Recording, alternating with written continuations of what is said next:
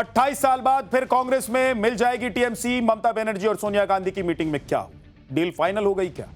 ममता बनर्जी की टीएमसी से आज कौन कौन सी बागी हो गए और कितने सांसदों ने ममता दीदी का साथ छोड़ दिया? टीएमसी सांसद ने गिना दी पूरी लिस्ट ममता बनर्जी की गलतियों की फहरिस्त, जिससे पार्टी में हुई बगावत। पश्चिम बंगाल में चुनावों के दौरान जिस खेला की बात हो रही थी, वो असली खेला तो अब शुरू हुआ है बॉस। लेकिन इस खेल से बीजेपी पूरी तरीके से बाहर हो गई और दूसरी तरफ ममता बनर्जी की पार्टी इस खेल में फुटबॉल बन गई। एक महीने में ही यह हालत हो गई है कि मां माटी मानुष की बात करने वाली ममता बनर्जी की पार्टी टीएमसी के 3 टुकड़े होने वाले। आप देखिए कि विधानसभा चुनाव के बाद ममता के 80 में से 64 विधायकों ने पहले ही किनारा कर लिया। विधानसभा में विपक्ष के नेता के पद पर बागी विधायकों का कब्जा हो गया। अब लोकसभा के 20 सांसदों ने भी स्पीकर को चिट्ठी सौंप दी। राज्यसभा के भी 2 सांसदों ने इस्तीफा दे दिया। कई और सांसद इस्तीफा देने की कतार में खड़े हैं, बताया जा रहा है। अब टीएमसी का तीसरा पाला बचा हुआ, जिसमें ममता बनर्जी और अभिषेक बनर्जी के साथ उनके वफादार कुछ नेता बचे हुए।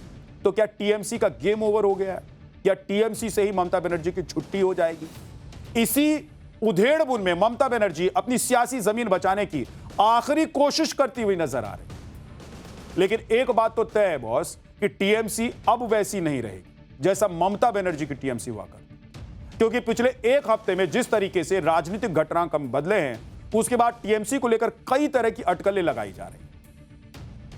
क्या ममता बनर्जी कांग्रेस में शामिल हो सकती हैं? क्या टीएमसी के बागी सांसद बीजेपी में शामिल हो सकते हैं? क्या टीएमसी के बागी विधायक ममता बनर्जी से टीएमसी को छीन लेंगे?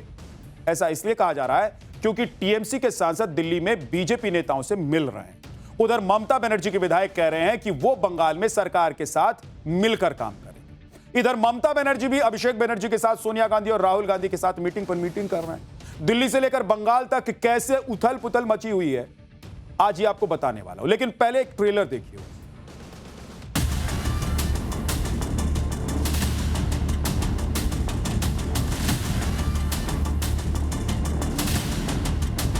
इसके ऊपर हमारा कोई कमेंट नहीं है। दिल्ली में क्या मीटिंग चल रहा है उसके ऊपर एक भी शब्द नहीं बोलूंगा। एमपी लोकसभा का नहीं जा रहे हैं, राज्यसभा का 2 रिजाइन कर चुके हैं। कुछ भी होगा, बंगाल के सारे कांग्रेस पार्टी के आम वारकार ये जो भी है सबको संज्ञान में लेते हुए ही करेंगे।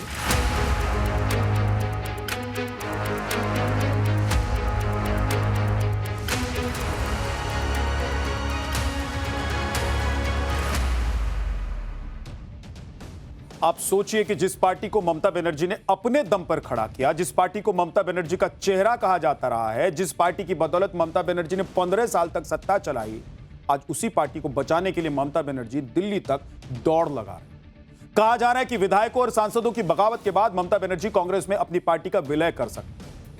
आप देखिए कि ममता बनर्जी दिल्ली में पिछले 2 दिन में 2 बार सोनिया गांधी से मुलाकात कर चुकी हैं। 8 जून को दिल्ली में इंडी गठबंधन की बैठक हुई। इस बैठक में सोनिया गांधी और ममता बनर्जी गर्मजोशी से गले मिलते हुए नजर आए। अगले दिन मंगलवार को ममता बनर्जी ने सोनिया गांधी से उनके आवास पर पहुंचकर खास मुलाकात की और आज सुबह ही ममता बनर्जी के भतीजे अभिषेक बनर्जी राहुल गांधी से मिलने के लिए पहुंच गए। कितना उथल पुथल चल रहा, क्या चल रहा होगा?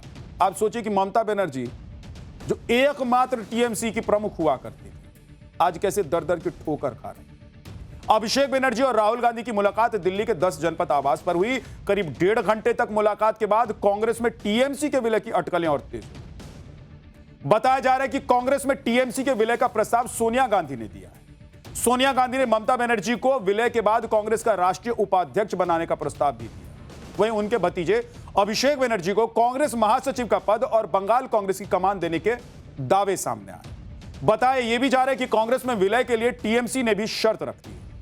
मांग की है कि कांग्रेस ममता बनर्जी को राज्यसभा भेजे और फिर ममता को राज्यसभा में नेता विपक्ष बनाए। दिल्ली में ममता बनर्जी और कांग्रेस के बीच क्या खिचड़ी पक रही है, उसकी तस्वीर भी कुछ दिनों में साफ हो जाएगी। लेकिन दोनों ही तरफ से अभी इस डील को लेकर कोई कुछ बोल नहीं रहा है। सुनिए कि टीएमसी और कांग्रेस के नेताओं ने इस सवाल पर क्या कहा है। इसके ऊपर हमारा कोई कमेंट नहीं है। दिल्ली में क्या मीटिंग चल रहा है उसके ऊपर एक भी शब्द नहीं बोलूंगा। ये इंडिया ब्लॉक का एक बहुत इम्पोर्टेंट मीटिंग था और उसके बाद थोड़ा फॉलो अप मीटिंग्स वो दोनों पार्टी का वो हो सकता है। और हो रहा है। तो सोनिया जी कांग्रेस का लीडर है, ममता जी हमारा लीडर है, तो राहुल जी उनका लीडर है, अभिषेक हमारा लीडर है।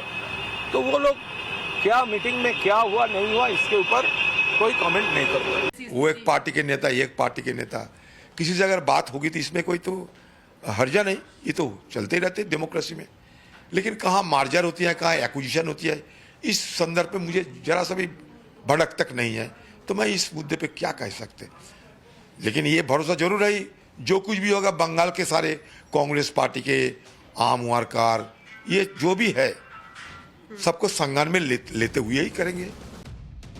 हालांकि टीएमसी के बागी विधायकों ने साफ कर दिया है कि अगर कांग्रेस में पार्टी का विलय होता है तो वो लोग कहीं नहीं जा रहे, यानी कि ममता बनर्जी की डील फाइनल भी हो जाती है तब भी उनके सामने कई मुश्किलें। सुनिए बंगाल के नेता विपक्ष ऋताभृता बनर्जी ने क्या कहा। हम लोग तो नहीं जा रहे, तो कौन जा रहा है? एमपी लोग नहीं जा रहे हैं, 20 एमपी लोकसभा का नहीं जा रहे हैं, राज्यसभा का 2 रिजाइन कर चुके हैं और भी रिजाइन करेंगे जहां तक मैं सुन रहा हूं। यहाँ 64 एमएलए तो कांग्रेस के साथ नहीं जा रहे हैं, तो एमपी नहीं जा रहे हैं, एमएलए नहीं जा रहे हैं, जहां तक मुझे मालूम है म्यूनिसिपैलिटी भी नहीं जाएगा, जिला परिषद भी नहीं जाएगा, तो कौन जाएगा? हम लोग कांग्रेस के साथ कोई मार्जर का सवाल ही नहीं है, सवाल ही नहीं उठता है कांग्रेस के साथ मार्जर का। आज ममता बनर्जी को उसी कांग्रेस से आस है जिसने अलग होकर उन्होंने टीएमसी की नींव रखी। आप देखिए कि ममता बनर्जी का कांग्रेस से रिश्ता 1970 के दशक में था। उन्होंने 26 साल तक कांग्रेस की सदस्यता निभाई, लोकसभा सांसद बनी और केंद्र में मंत्री भी बनी। लेकिन 1990 के दशक के अंत में बंगाल कांग्रेस में आंतरिक कलह शुरू हो गई। वामपंथी शासन के खिलाफ ममता बनर्जी के कांग्रेस लीडरशिप से मतभेद उभर कर सामने आए। ममता आरोप लगाती रही कि बंगाल कांग्रेस सीपीएम की गुलाम बन गई है और राज्य में वामपंथियों को चुनौती देने की बजाय समझौता कर रही है। 9 अगस्त 1997 को कोलकाता में कांग्रेस कमेटी का पूर्ण सत्र चल रहा था, जिसमें ममता बनर्जी को निमंत्रण नहीं मिला। उन्होंने एक विशाल जनसभा की और तृणमूल कांग्रेस के गठन की घोषणा कर दी। तब जलवा हुआ करता था एकदम। ममता बनर्जी ने टीएमसी बनाने के बाद जो चाहा पश्चिम बंगाल में किया, लेकिन 22 दिसंबर 1997 को कांग्रेस ने उन्हें पार्टी से निष्कासित कर दिया। ममता बनर्जी ने प्रेस कॉन्फ्रेंस में ऐलान किया कि वो तृणमूल कांग्रेस के बैनर पर चुनाव लड़े। 1 जनवरी 1998 को चुनाव आयोग ने इसे आधिकारिक राजनीतिक दल के रूप में मान्यता दी।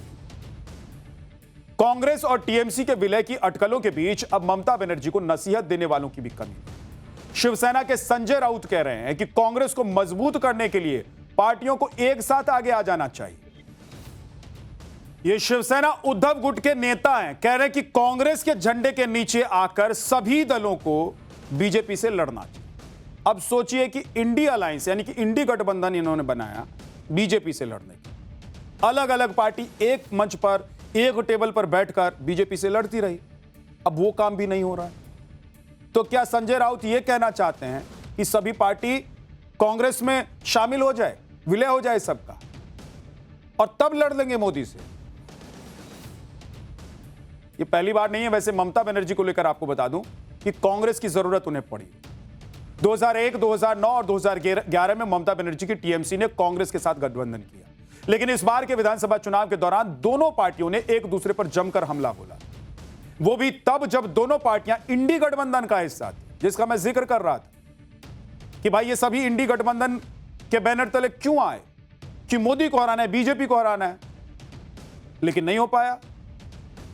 राहुल गांधी ने कैसे ममता बनर्जी को लेकर पानी पी पी कर उस वक्त बयान दिए थे जब चुनाव चल रहा था, जब कांग्रेस कह रही थी कि टीएमसी हमारी कोई नहीं, और टीएमसी कह रही थी कि अगर इधर टेबल पर साथ में बैठ गए तो भगा देंगे बंगाल से। मतलब इतना सब कुछ चल रहा था बंगाल में। लेकिन अब देखिए कि ममता बनर्जी कांग्रेस के द्वारे खड़ी। एक बार राहुल गांधी क्या कह रहे थे उस वक्त, सुनिए। भाई और बहनों, ममता जी बीजेपी के लिए बंगाल में रास्ता खोल रही है, यह सच्चाई है। सच्चाई है कि अगर ममता जी ने सही तरीके से काम किया होता, अगर ममता जी ने बंगाल के लिए काम किया होता, भ्रष्टाचार नहीं किया होता, आरजी कार जैसे केस पर एक्शन लिया होता, तो यहां पर कोई बीजेपी का खतरा नहीं होता।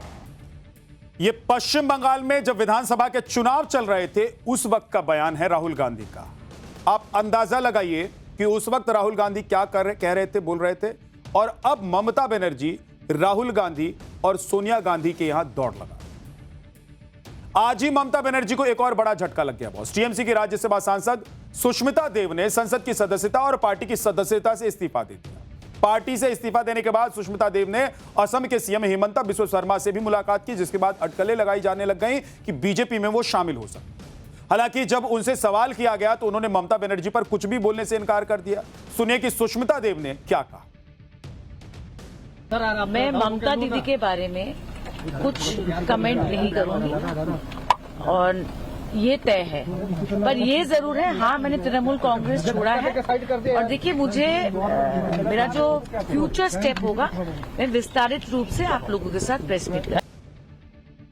और आज टीएमसी के 19 बागी सांसदों की लिस्ट भी सामने आ गई, जिन्होंने दस्तखत किए हैं। इसमें सबसे चौंकाने वाला नाम आपको बताऊं कौन सा है? सायोनी घोष, शत्रुघ्न सिन्हा, यूसुफ पठान। ये 3 नाम ऐसे इस लिस्ट में सामने आ गए, दिख गए, जिसको देखकर लोगों ने कहा कि क्या ये ऐसा भी हो सकता है? सायोनी घोष, शत्रुघ्न सिन्हा, यूसुफ पठान, ये भी टीएमसी छोड़ देंगे। लेकिन हो गया बॉस। सायोनी घोष टीएमसी की फायर ब्रांड नेता रही हैं। वो जादवपुर लोकसभा सीट से सांसद हैं। तेज तर्रार इतनी कि ममता बनर्जी से उनकी तुलना की जाने लग गई। विधानसभा चुनाव में टीएमसी की सबसे बड़ी स्टार प्रचारक के तौर पर उभर कर निकली। बताया जा रहा है कि सायोनी घोष की नाराजगी की सबसे बड़ी वजह उन्हें पार्टी नेतृत्व से समर्थन नहीं मिलना। असल में सायोनी चुनाव प्रचार के समय विपक्ष के निशाने पर आई तो उनके साथ कोई नेता खड़ा नहीं हुआ। अभिषेक बनर्जी ने इसी साल सायोनी घोष को पार्टी की युवा इकाई टीएमसी यूथ कांग्रेस का राष्ट्रीय अध्यक्ष बनाया था। लेकिन जिस तरह से अभिषेक बनर्जी का पार्टी में विरोध हो रहा है, उससे भी सायोनी घोष खुद को अलग करना चाहती हूं। सुनिए कि टीएमसी की बागी विधायक शताब्दी रॉय ने ममता बनर्जी और अभिषेक बनर्जी से नाराजगी की कितनी वजह गिना दी।